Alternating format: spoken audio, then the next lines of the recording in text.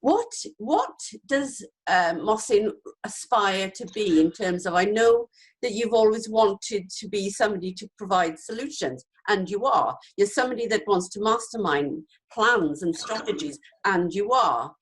So what else is there for you as a person that would make you excited? It's hard to, well, that's a very good question. But the thing is what I think the question is what would make me excited? The problem is I'm always excited. Yeah. There's no off switch. Right.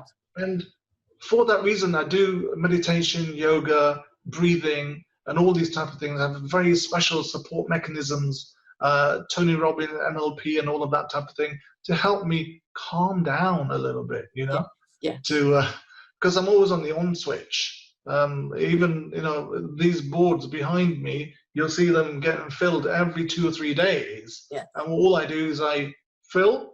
I even wake up in the middle of the night, I have an idea or something, come out, I write on the board, scribble it out, and then it's done, it's brain dump finished. And then take a picture when the board is full, wipe it all clean, and then start all over again. And I have a wonderful support mechanism. My co-founder, Sheena Patel, is absolutely brilliant at putting my craziness into some sort of logical form, and because she's part of a huge corporate, and that's all she knows is how to do things systematically. Yes. And I know nothing about systematically working at all. Mine's just, you know, shooting from the hip, crazy type of stuff. I was a special constable in Yorkshire for about 7 years. A Cub Scout leader for about 5 years.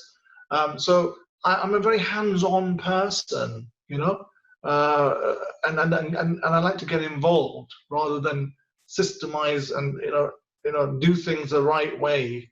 But there are great people out there who do things the right way, so I don't need to do that. Yes, there are project managers. You're right, and there are absolutely corporate people who do this day in, day out, and you're right to include them, and that's the embracing of other people's skills, and you are doing this.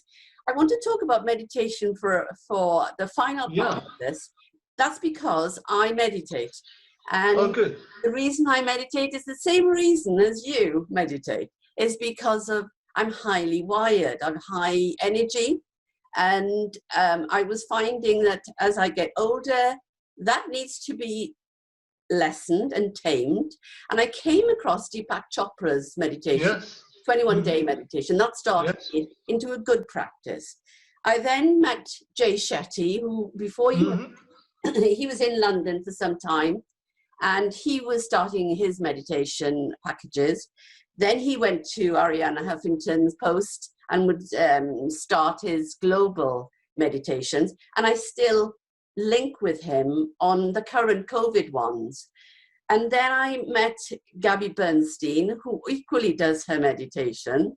So there are so many people who are very perceptive during COVID about the anxiety levels shooting through the roof, about the desperateness of people shooting through the roof. So they've come on daily to provide meditations. So I'm pleased that you said that's how you need to sort of calm yourself down. The breathing for me is the most simplistic awareness of it all.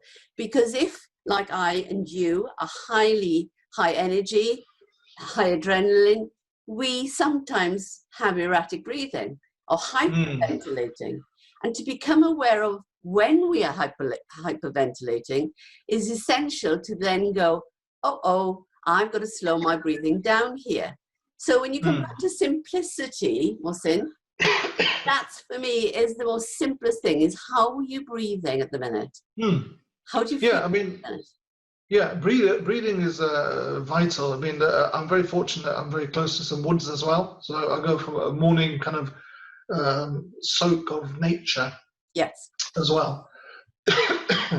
And I have a very good friend who's a journalist and an author as well, and a yogi called Smita Joshi. Excellent.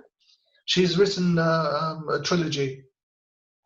And she's very, how can I put it? She helps me personally through any sort of challenges I may have from a spiritual perspective. As with breathing, I can literally pick up the phone and say, look, sweetie, I'm feeling anxious for whatever reason. And she says, okay, no problem. Let's breathe together. Excellent. And we'll do literally a 5-minute breathing practice together. Now, the thing is, I can get all of that on YouTube, right? But it's not the same. It's not the same. When you have someone there holding your hand virtually, even, yes, it makes such a huge difference. And she's done that a few times with me and for me. And we have our weekly meditation, breathing, and yoga practices every Saturday morning at 10 a.m.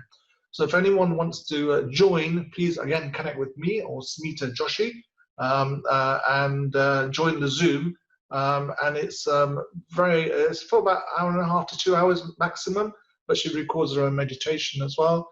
But you'll find it's doing these things systematically and incorporating them in your life that actually enhances your life and allows you that kind of superpower and turbo boost to do things that ordinarily are a little bit more challenging because it's compounded.